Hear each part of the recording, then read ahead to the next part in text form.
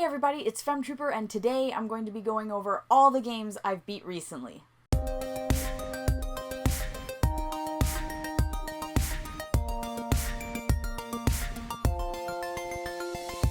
So, I figured I would be able to do one of these videos a little bit earlier, but I chose 3 really big, long games. I'm really excited to talk about these 3 because they're all very different, but they are all JRPGs, and they were big games, so it took me a while to get another one of these episodes out. So I'm sort of a bit slower this year, but I chose 3 really long games. Of course, before we get into the video, if you're not subscribed, please subscribe, click like, and tell me what games you've been playing recently. Let's start this video off with the game that I beat first out of the 3 here, and that would be Dragon Quest VI.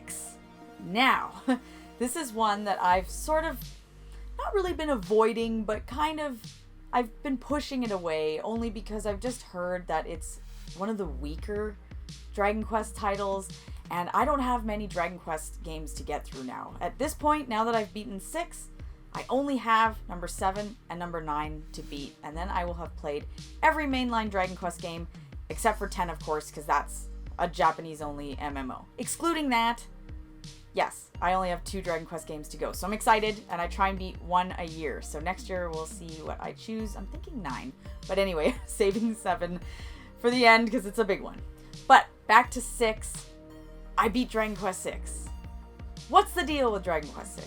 Honestly, I think it's good. If you like Dragon Quest, you will like this game, because it's all the standard Dragon Quest stuff. It's a Dragon Quest game. They're all kind of the same. Some things a little different. Obviously, the bad guy's different. The main objective's a little different. But overall, they're kind of the same thing. So I feel like if you like Dragon Quest, you're going to like this.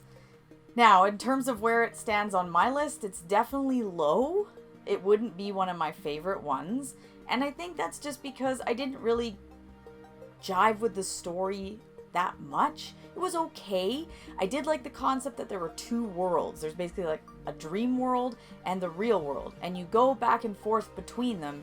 So that's really interesting, but sometimes, I'll admit, it did get a little confusing, and I just didn't find the characters as strong as some of the other games. In terms of Dragon Quest fun, and the battle system, and walking around and traveling around a world, going to different towns, that's all there. So it's really fun. That's why I said, if you like Dragon Quest games, you're gonna like this. It's good. Don't hold off on it. Actually play it. It's still a really good game. The one thing, though, that made this game pretty good for me, and then kind of dropped at a point, was the end boss. The final boss in this one is definitely the hardest Dragon Quest boss I've ever tackled. It was very frustrating because when I got to the end, I was just underleveled. When that happens, usually the solution is just level up, beat the boss, and that's usually what I do. I go, okay, I'm just a little underleveled, grind a little bit, standard Dragon Quest stuff. But this guy was like next level, and I think what happened was I didn't really do the job system that great or have it in my favor, and then when I went to the final boss, I didn't have a few moves maybe I should have had, and so I had to level up extra hard, like a lot. It wasn't just like, well, I'll grind 2 or 3 levels. It was like grinding 10 to 15 levels and spending like an extra, no joke, an extra like 10 hours just to grind in the final dungeon and get this boss beat. And that was really frustrating for me because it kind of killed it, where it was like I was spending, you know, all the free time I had to play games at night, I was spending just in the final dungeon doing the same thing over and over again. I'm the kind of person who wants to complete stuff, right? I'm not just gonna leave it. I'm gonna beat this boss, but it just took so long. And so when I finally beat it, it was satisfying, but at the same time, it was like, this shouldn't have taken this long, and I know part of it was my fault, but regardless, that was annoying and kind of left like a bad taste in my mouth for this game. So, while it's good, it definitely wasn't the greatest. After that, the next game that I beat was a really, really, really good one. I pretty much only have positive things to say about it. It's excellent. I recommend it. And that is Xenoblade Chronicles 3. It was on my list to play last year. I somehow didn't get to it. And this year I thought, I have to get to it. I have to play this game. I've played all the other ones. And Xenoblade Chronicles 3 is phenomenal. It's an excellent game. I think the first one is still my favorite though. I just connected with it more. But this one, really good. A lot of emotional moments. Wow. Like, this one definitely tries to make you cry. Like, if you're gonna say which Xenoblade Chronicles game is the most, heart-wrenching and sad and emotional, it's probably this one. They all have moments, but this one, wow, it really, really got emotional and sad. And sometimes, you don't always have to have like a positive, happy ending. I'm not saying this didn't have that, but it's not necessarily what you get from other games or a movie or a show. There are things that maybe it was like, oh, okay, they're doing that. So really interesting. I really liked it. I will say the combat, although I believe it's the strongest of the three, it gets a little busy.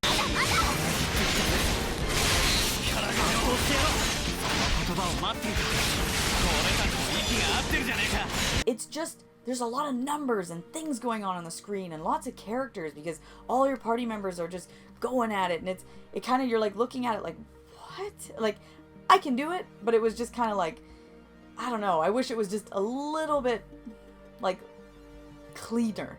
You know what I mean? Really good characters in this game, really good story. I really liked everything about it. Xenoblade Chronicles doesn't give me the sense of adventure that other games do, even though, yes, I realize it's a big open world, you are on an adventure, but it doesn't give me that adventure feeling because you don't really go to a lot of towns. It's not that kind of game.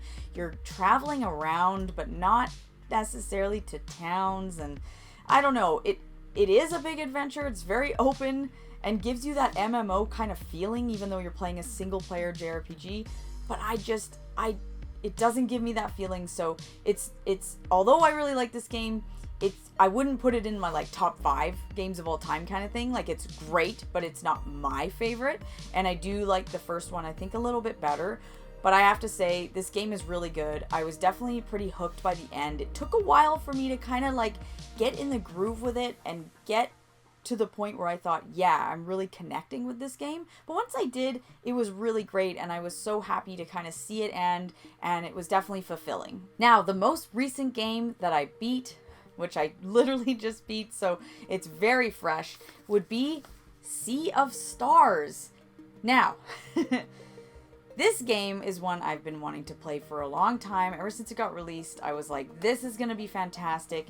The pixel graphics, the way it looks, absolutely phenomenal. It's stunning. I was just so excited. It got so much praise, winning Game of the Year awards.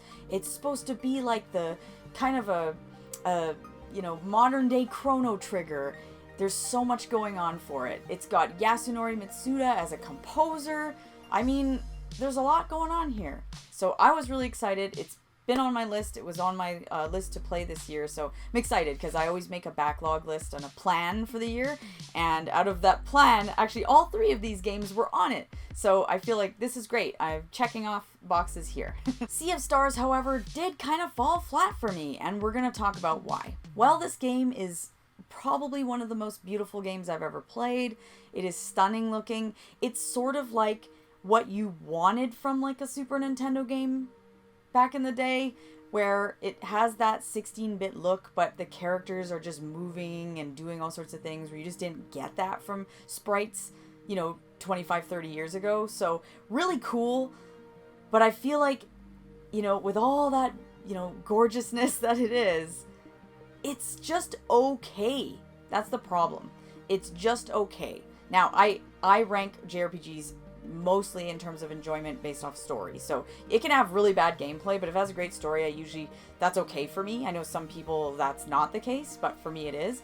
The story here was pretty boring. There wasn't really much going on, and in terms of a story, it had one, but the 2 main characters of the game didn't have a lot of personality. It was very lacking. So they would say things, but it was like, I don't really care what they're saying because none of it mattered. It was like, well, they're just boring characters, and I didn't really care that much for the story. And even the one character that had a lot of personality, his name was Garl, he was just a little bit annoying for me and not like a great character. Like, this is just my opinion. It just didn't blow my mind. So yeah, I was excited to see what would happen and where they would go, but it was just okay. The towns in this game, another one that are just okay. Some of them were quite beautiful, but they weren't really doing it for me. So I don't know, I wasn't really into it. I will say that I like the combat, but it did get a little bit boring after a while. Sometimes things were a little too slow for me, and it's kind of neat because it's like Super Mario RPG. It has that timed thing where you can do extra damage if you hit a button just at the right time. So it's kind of cool because it had a very Chrono Trigger feel with the world map and how you move around. But then the battle system was kind of like Super Mario RPG, so I'm like, props there. That's cool. Like, I love all that, and it looks great. But it just, I don't know, sometimes it got a little stale. It just got a little stale for me, and I don't know, it was just okay. And then there was a part near the end where it got really interesting, and then again, I stopped caring. So it was kind of like, it would do like, like kind of just, you know, oh, that's kind of neat, and now it's kind of not. So this game is a little boring, just in my opinion. It's a little boring. It's kind of dull. Not much going on with these characters. They're just so-so. They don't have a lot of life in them or a lot of personality. And I found that kind of sad because I just thought there's not a lot of characters in this game, like from the get-go, and the two main characters to me should be strong. They should be really exciting, and you should care about what they're doing. That's the whole thing. You should care about their journey, and I didn't. So that's sort of The music in this game is another thing that I'm going to say that may be controversial, but some tracks incredibly strong, and then others I just found the soundtrack to be okay, and everyone was so excited because it's like, Yasunori Mitsuda is doing the music, and he was like a co-composer, but it was just okay. Like, I wasn't like blown away. It wasn't like, this is not one of my favorite soundtracks. I just was, you know, it was like, yeah, there's some cool tracks on here I would definitely like look up, listen to over and over because it's like, that was solid. But the overall experience of the score, it was just so-so for me. And I kind of thought, well, isn't it supposed to be like gonna be greatness? But it wasn't. I may have gone into this game with way too high of expectation, but I also think not necessarily, because there are some games I go into with high expectations, like, for example, Xenoblade Chronicles 3. The other two are really good. I went into it thinking this is going to be a great game, and it was. So I feel like, no, I don't think I necessarily went into it with too high of expectations, but I was definitely let down because it looks so incredible, and I kind of had only heard great things. But funny enough, I did post on Twitter the other day that I was like thinking it was so-so, and a lot of people seem to agree with me. So maybe at this point more people have played it and they're kind of like, yeah, it's okay. So those are the 3 games that I have recently beat. Very excited to continue, beat more games, and to start a brand new game now. It's always fun when I beat a game because it's like, okay, on to the next one. So those are the 3 games I recently beat. Overall, I'd say pretty awesome. Sea of Stars was so-so, but it wasn't bad. So nothing is bad here. It just wasn't what I was expecting and didn't, you know, live up to the hype, I guess. But that's okay. Tell me in the comments what games you've recently been playing or recently just beat. I want to know. And of course, please click like and subscribe, and I will see you guys in my next video.